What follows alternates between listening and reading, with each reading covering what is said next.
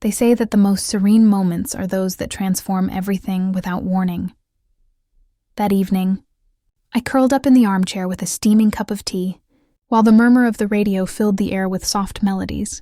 I thought it would be just another quiet evening, but the atmosphere was charged with a subtle electricity I couldn't quite decipher. My nephew came in and sat next to me, and something in his gaze made me feel like nothing would ever be the same again. The conversation we had that night has remained with me like a persistent echo, much more so than I imagined.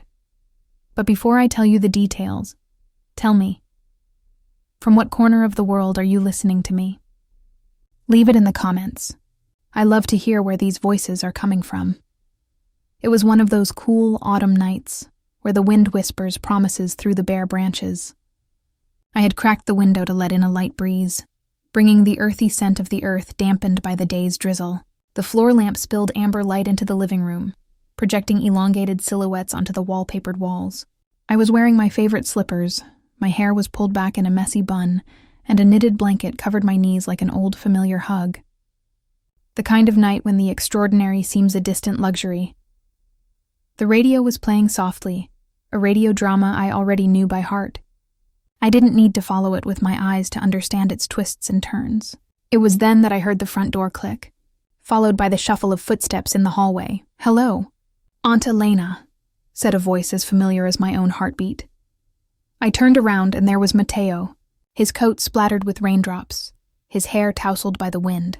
At 27, he was no longer the little boy who ran around the garden with scraped knees. Now his figure exuded a quiet confidence, and his eyes, a deep, serene green, held a depth I hadn't seen before. "Matteo," I replied with a smile, adjusting the blanket over my legs. "What brings you here so late?" "I just got back from dinner with an old friend," he explained, taking off his coat and hanging it on the rack. I saw the light on and couldn't resist stopping by and saying hello. Her arrival brought a comforting warmth, like a fire burning in the fireplace. She crossed the living room and settled into the armchair next to mine, so close that I felt the warmth of her body dissipating the night chill. The furniture sank a little under her weight, and I caught a faint scent of rain mixed with her lotion. Notes of sandalwood, fresh and enveloping. We remained silent for a while, feigning interest in the radio, but not really paying attention. Outside, the rain returned, hitting the glass with a soft drumming. "How have you been?" he asked, turning his head toward me. I shrugged, smiling slightly. "Well, as usual, some days flow better than others." He nodded, without looking away. "I understand." There was a pause, not awkward, but charged with a silent complicity. I noticed how his hand rested on the arm of the chair, inches from mine, not touching, but close enough for his presence to feel alive. The conversation began with light topics, his new job at the publishing house, the antiques market he'd just opened in town, a funny anecdote about a friend who was stranded with a flat bike. But as the minutes passed, I found myself observing him more closely, admiring how he absorbed my words. He truly listened, without wandering, grounded in the present in a way that made me feel grounded. Too, after so much time floating alone. At one point, he burst out laughing at one of my comments, and I caught myself smiling more than usual. His laugh had matured, become deep and resonant, and stirred an unexpected tingle in me. It wasn't desire, not entirely, but a spark of life that reminded me I could still feel alive. The rain was pouring down outside, a steady rhythm that enveloped the house. The glow from the lamp danced across her face, accentuating the subtle curve of her lips as she glanced at me. "You know," he said after a pause, "I've always loved coming here. Ever since I was little, your house was like a refuge. Quiet, safe, like the world couldn't reach you." His words squeezed my chest with a sweet tenderness. "I'm glad you think so," I murmured. We chatted for a while longer, jumping from trivial anecdotes to profound confidences. There was no rush to fill in the gaps. Those silences between sentences were as eloquent as the words themselves. When the radio soap opera ended, I realized I'd forgotten the clock, my pending tasks, everything. Her mere presence had dragged me back to the present, with no escape. As he stood up to leave, he hesitated for a moment. His eyes stared into mine as if a something more hung in the air unspoken. "Good night, Aunt Elena," he whispered, in that husky, warm voice. "Good evening, Matteo." When the door closed, the living room fell into darkness, but it still vibrated with the echo of its warmth. Something had changed that night, an indefinable nuance that left me feeling renewed, as if autumn had brought with it a bud of spring. The next day, the routine flowed like a gentle river. Coffee in my favorite mug, its rim chipped by age. A slow walk through the garden to admire the last of the faded flowers. A quick trip to the supermarket for supplies. But flashes of the previous night assaulted me. The timbre of her laugh, the way her eyes lingered on me a second too long, the peace that had filled the living room. I told myself it was just a welcome visit, nothing more. Yet as I placed the oranges on the kitchen counter, a silly smile escaped me for no reason. That's when I knew I was secretly longing for her return, though I didn't know when. Late that same afternoon, I settled back into the living room with an album of old photos. The sunlight was fading behind the neighborhood elms, dyeing the sky a pinkish orange that invites you to stop and contemplate. I was lost in memories when I heard footsteps on the porch, a soft knock at the door. When I opened it, there he was, Matteo, holding a small paper bag. His hair ruffled by the breeze, a shadow of stubble on his jaw.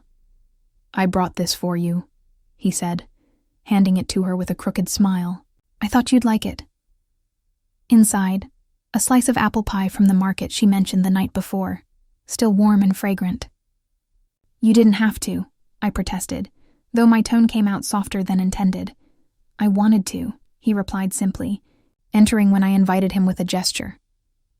We returned to the couch, in the same corners as last night, but now with a plate between us and 2 teaspoons.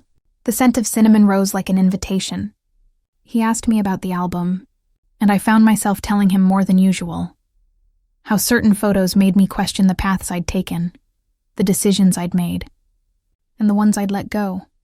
Matteo didn't interrupt. He just nodded, his attentiveness a patient balm that made me appreciate how scarce he had become in my life. Then the conversation shifted. He spoke of a dilemma at work, of that feeling of being at a fork in the road with no clear map. His voice exuded an honest fragility, and I knew he wasn't chatting out of politeness. He needed to be heard. "You'll figure it out," I said, holding his gaze. "Sometimes you don't need to have all the answers right away. Just trust that the right path will recognize you when you see it." Her eyes stayed on mine for a long beat, and I saw a flash in them. Gratitude, yes, but tinged with something deeper, like an invisible bond tightening. We stood like that, the air still but alive. Outside, the wind whipped the leaves against the glass. The lamp outlined her profile, the wrinkles when she smiled, the soft line of her cheek. Inadvertently, our hands met as we reached for the plate. My fingers brushed his, a fleeting contact that lit sparks on my skin. It wasn't intentional, but he didn't withdraw immediately either. A breath lingered, and in that breath, the world tilted a little. We didn't mention it. The conversation flowed, but that awareness lingered, a subtle thread between us. As we said goodbye at the door, he turned. "I'm glad I came." "Me too," I whispered, my voice lower than I intended. And he left into the night, leaving the room warmer, more alive.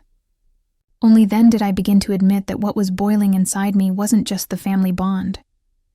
It was a more intricate knot, a feeling that tangled in my heart. The following week passed with deliberate slowness, as if time were conspiring to give me space to reflect. I found myself peering out the window at the street, waiting for the flash of his car.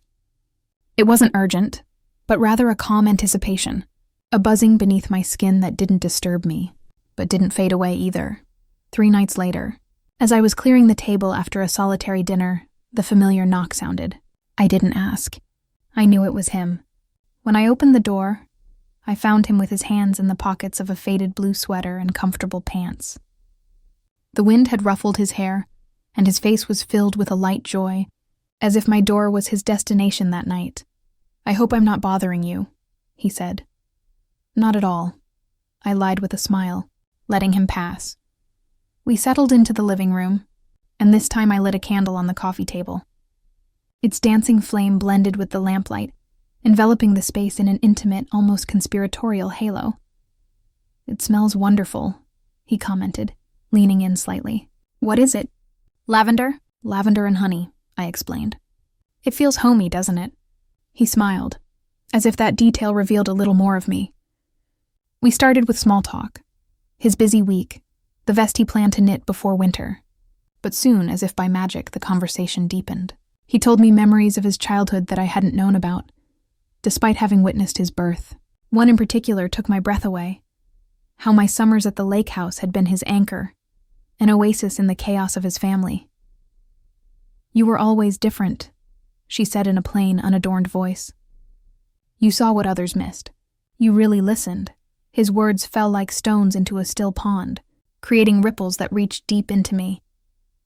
There was a pause, and my eyes were lost in the rain pouring down outside, a gray veil against the glass that isolated us from the world.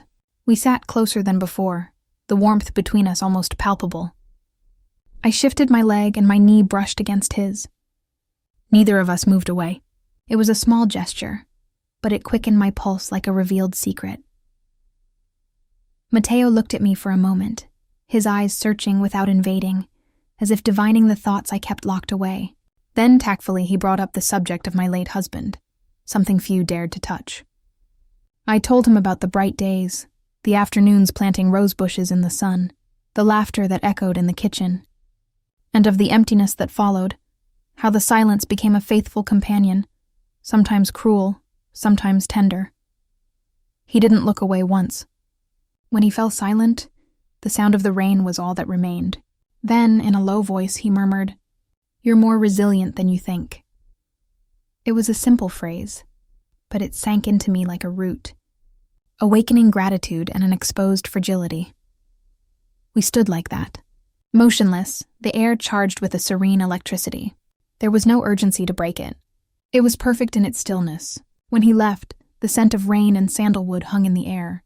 I closed the door slowly, my hand on the handle, knowing that the bond was no longer a whisper.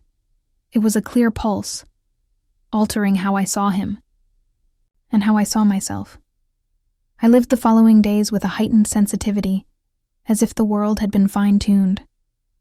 The mid-afternoon light filtered through the curtains with more brightness.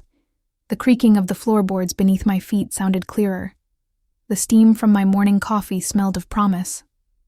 And woven into everything was the memory of Matteo's gaze, the timbre of his voice, the proximity we didn't name but felt. I didn't expect to see him so soon, but one Saturday evening, as dusk tinged the sky purple, the soft knock announced his arrival. When she opened it, she found a small basket. Inside, fresh croissants from the village bakery, still warm, steam escaping like a sigh. They were baking them when I passed by, he explained. I thought of you. I smiled and let him in. The living room was dim, save for the golden glow of the lamp. He'd been leafing through an old newspaper, a blanket draped over his legs, the radio buzzing in the distance. We settled into the armchair, without the polite distance of before. Our knees touched naturally, as if we had crossed an invisible line, silently agreed upon.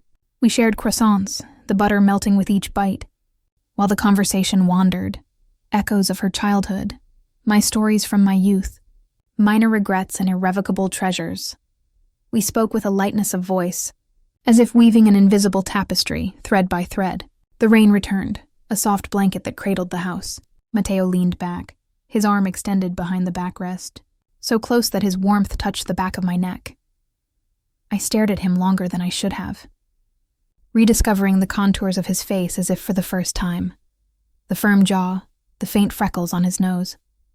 He caught my eye, and we stood like that, unhurried, wordless, only the silent certainty that something had blossomed. Unexpected but inevitable. "I'm glad I came tonight," she whispered, as if afraid of breaking the spell. "Me too," I replied, my voice firm but gentle. We chatted less as the hour wore on, until silence became the main language. The outside world faded, leaving only the dim light, the rain, and our silent company. As we said goodbye, he hesitated on the threshold, his hand on the frame, reluctant to leave. "Good night." "Aunt Elena," he murmured, his eyes tangled with mine. "Good evening. Matteo." The door closed with a gentle click, and I stood there, my hand on the handle, feeling the house throb. It wasn't just the candle or the forgotten blanket. It was something profound, a seed that had silently germinated and now occupied the space between us. Our lives would continue, with their daily rhythms and cherished routines. But we would carry this with us, this subtle shift, this complicity born of shared nights, unspoken truths, and the miracle of being truly seen.